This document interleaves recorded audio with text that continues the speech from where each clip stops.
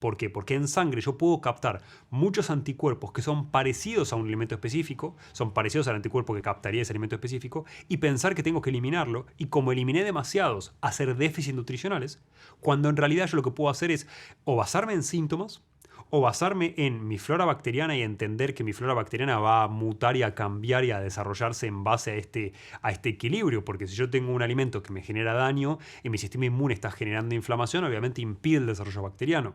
Entonces puedo por un lado guiarme por mi flora bacteriana, puedo por otro lado hacer estos test de alergia, pero tomarlos con muchas pinzas como para realmente entender qué es lo que vale y qué es lo que no vale con respecto a esa información, o basarme en mi propia sintomatología, que siempre es lo más difícil, pero también de alguna manera es lo más simple y lo más accesible para la mayoría de las personas, que es hacer una dieta de descarte, donde si yo tengo un alimento, tengo 10 sospechosos, lo que hago es consumirlos de a uno y entender cuál me generó síntomas.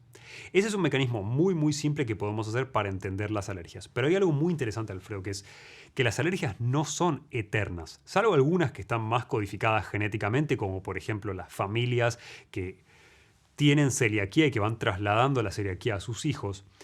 Muchos cuadros no son genéticos. Entonces, cuando yo cambio mi flora bacteriana, cuando yo cambio el funcionamiento de mi sistema digestivo, muchas veces esa sensibilidad o esa alergia disminuye y desaparece y yo puedo reincorporar ese alimento. Entonces, no hay que quedarse con la idea. Esto es muy interesante. ¿Por qué? Porque pensamos en todo como si fuera una foto. La información de qué hago alergias la tengo en una lista y la tomo como si fuera válida para siempre. Y la validez de esa lista es solamente en el periodo de tiempo en el que yo la hice. Yo tengo un tubo que es mi tiempo, esto es un corte en ese tubo, que no es representativo de la realidad. Si yo 10 años después me sigo basando en esa lista, es probable que esté muy equivocado.